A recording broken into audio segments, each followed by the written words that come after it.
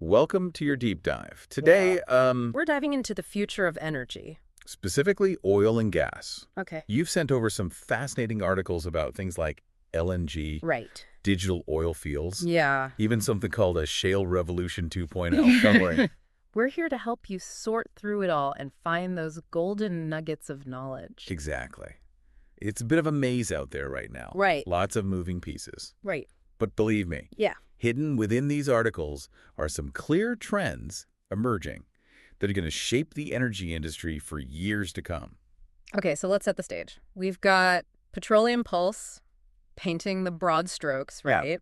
And then those articles about digital transformation, Yeah. like AI running oil fields. Yeah. It sounds like we're living in a sci-fi movie. It's more reality than fiction these days. Wow. And we'll see how these aren't just flashy tech terms being thrown around. They're fundamentally changing how this entire industry operates. Okay, color me intrigued.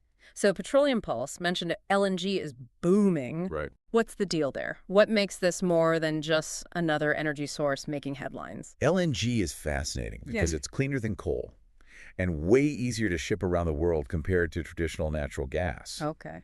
And with so many countries, especially in Asia, Yes. scrambling for reliable energy sources, LNG is becoming incredibly valuable. One article even said that by 2030, Ah. LNG could account for nearly half of all gas traded globally. That's massive. Mm. But here's the catch. Cool, let's have it. What's the catch? This boom in LNG also shakes up the global power dynamics. The U.S., Okay. with its newfound LNG abundance, becomes a dominant player, challenging those countries that have historically controlled the energy market. So it's like a high-stakes game of energy chess. Precisely. Yeah. And speaking of shifting landscapes. Let's talk about the tech revolution happening within oil and gas. Okay. This Shale Revolution 2.0, as one article called it. Is really something. Shale 2.0. It sounds like a sequel nobody asked for. But now I'm totally invested. Give me the highlights. Imagine this. AI making real-time decisions about drilling, Okay. which makes the whole process cheaper and more efficient. Right. We're taking robots working on oil rigs, keeping people out of harm's way. Wow. They're even finding ways to extract more oil from old depleted fields they could thought were gone for good. Wait, hold on. Using CO2 to get more oil? How does that even work? Isn't that counterintuitive? That's where CCUS comes in, carbon capture, utilization, and storage. Okay. It's like this whole other level of innovation popping up in the articles you sent. Basically, they capture carbon emissions and use them for things like You guessed it. squeezing more oil out of the ground. Okay, that's pretty wild. But it still feels like we're dancing around the big question here. Can oil and gas ever really be sustainable? Right. Or is all this talk about CCUS just clever greenwashing? That's the million-dollar question. Yeah. And honestly, it's one the industry is wrestling with right now. Right. CCUS is definitely part of the answer. Think of it this way. They capture carbon emissions, use them for things like we just talked about with enhanced oil recovery. And even store what's left underground. Right. It's a complex, expensive process. Yeah. But it's becoming increasingly vital for these companies. So it's not just about finding more oil, it's about changing how they extract it and manage the environmental impact. Exactly. And the article suggests that in the future, Oil and gas companies will be judged not just on how much oil and gas they produce. but also on their environmental track record. Their environmental footprint is becoming just as important as their bottom line, Which, let's be honest, has been a pretty significant footprint for a long time. to put it mildly. But these new technologies... From AI-driven drilling to CCUS, Yeah.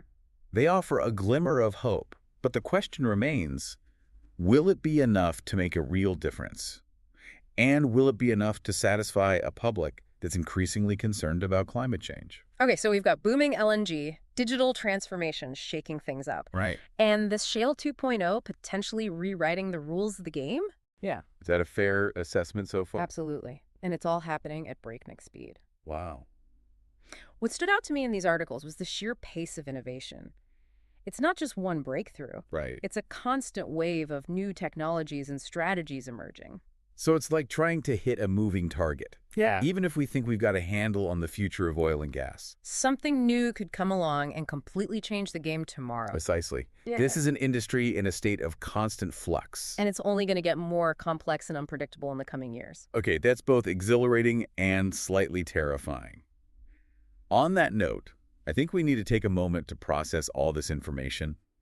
We'll be right back to delve deeper into these game-changing technologies and what they mean for the future of energy. Don't go anywhere. And we're back. Okay, still thinking about all this? It's like the oil and gas industry snuck off and got a tech upgrade while we weren't looking. They definitely haven't been standing still. Yeah. And we're just starting to scratch the surface of what this Shale 2.0 revolution really means. Right. Before the break, we were talking about using CO2 to get more oil out of the ground. Right. It sounds like something out of a sci-fi movie. It really is. But some of the other tech you mentioned, like Yes. AI making decisions on oil rigs, that's happening right now. It really is. And it's not just robots and AI. Yeah. Though I have to admit, those are the attention-grabbing headlines. These articles you sent also dove into some other fascinating advancements, like enhanced imaging techniques that give companies a much clearer picture of what's happening below the surface. So we're talking X-ray vision for oil fields. It's surprisingly similar.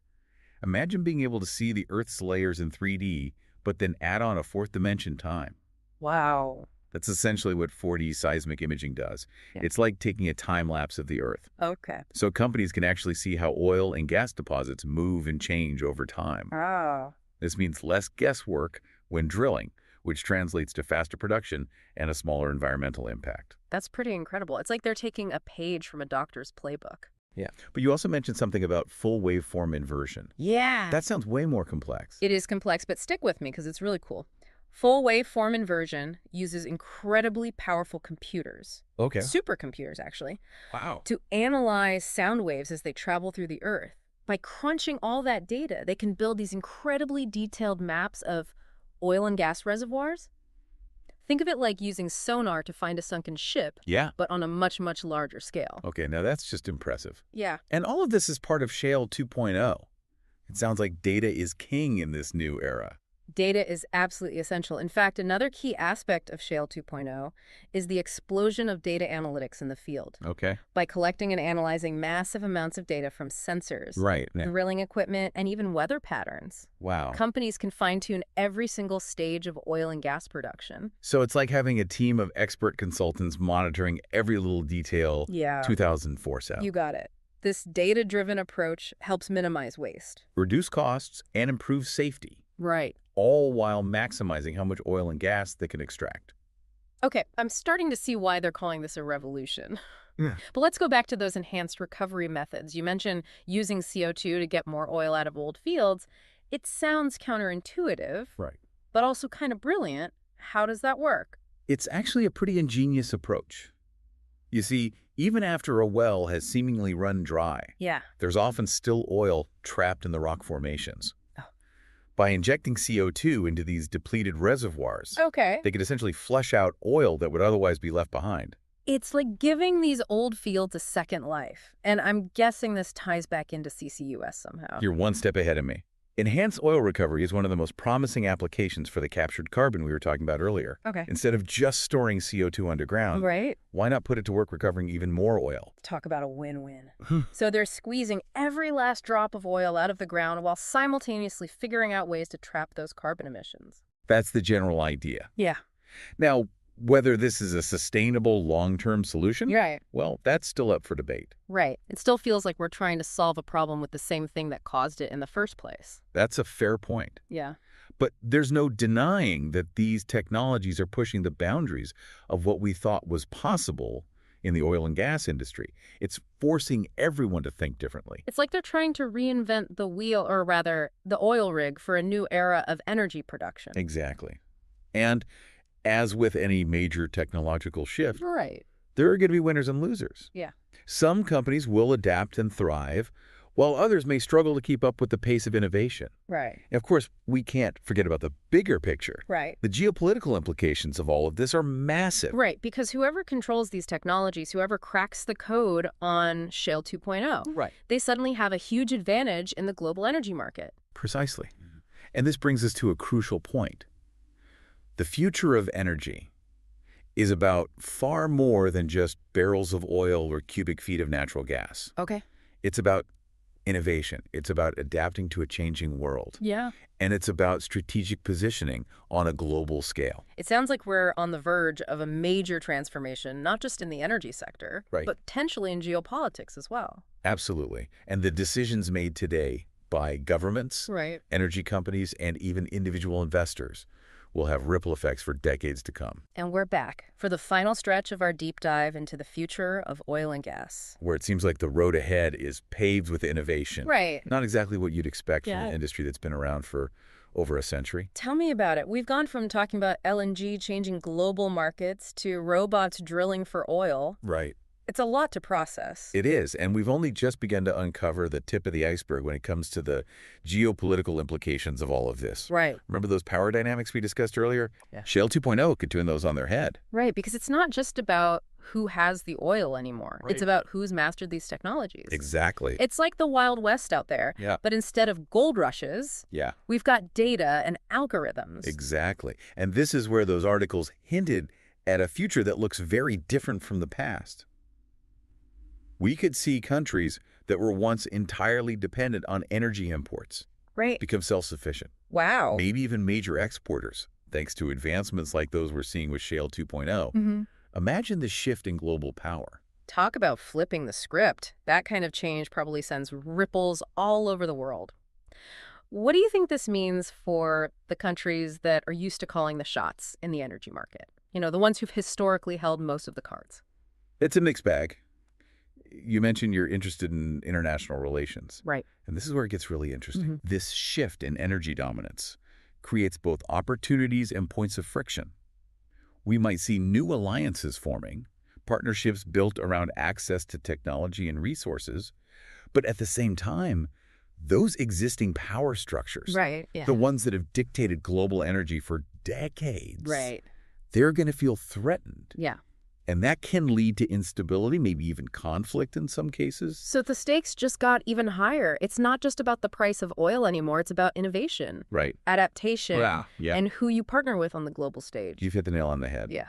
And for companies operating in this space, Right. the game has fundamentally changed. Yeah. It's not enough to simply extract oil and gas anymore. Right. They have to be at the forefront of these technological advancements, Yeah. investing heavily in AI, CCUS, robotics, all of it. And probably try and navigate a constantly shifting geopolitical landscape at the same time. Exactly. Talk about a high-pressure job. Absolutely. But on the flip side, Yeah. it also presents a huge opportunity for those who are willing to embrace these changes. Yep. We can see entire new industries spring up around these technologies, Right. creating jobs, boosting economies, Yeah. and changing how we think about energy. So it's not all doom and gloom. There's a potential upside here, both for individual companies and the global economy as a whole. Precisely. But it's crucial to remember that technology is only one piece of a very complex puzzle. There are also environmental and social considerations that can't be ignored. Right. Climate change isn't going to magically disappear just because we have these impressive new technologies. Exactly. And that's where CCUS and other carbon reduction strategies become even more important. The oil and gas industry has a real opportunity here to demonstrate that it can be a part of the solution to climate change, not just the problem. So what I'm hearing is that the future of oil and gas isn't just about technology or geopolitics. It's about finding that sweet spot where energy production, environmental responsibility, and social acceptance all come together. You've summed it up perfectly. It's about finding a balance. Right. And that's never easy. But the decisions made in the coming years will determine the course of the energy industry for decades to come. Wow. Talk about a call to action. This deep dive has been eye-opening. It has. We've covered so much ground, from the booming LNG market and the rise of robot drillers to the massive geopolitical shifts on the horizon. It's clear that the world of oil and gas is changing faster than ever before. And you know what that means. What's that? The decisions being made today Yeah? by governments, companies, and even individuals. Right. They'll have ripple effects for years to come. Yeah. So stay informed, pay attention, and who knows, maybe you'll be the one to invent the next game changer in the energy industry. And on that note, we'll leave you with plenty to think about. This has been your deep dive into the future of oil and gas. Until next time.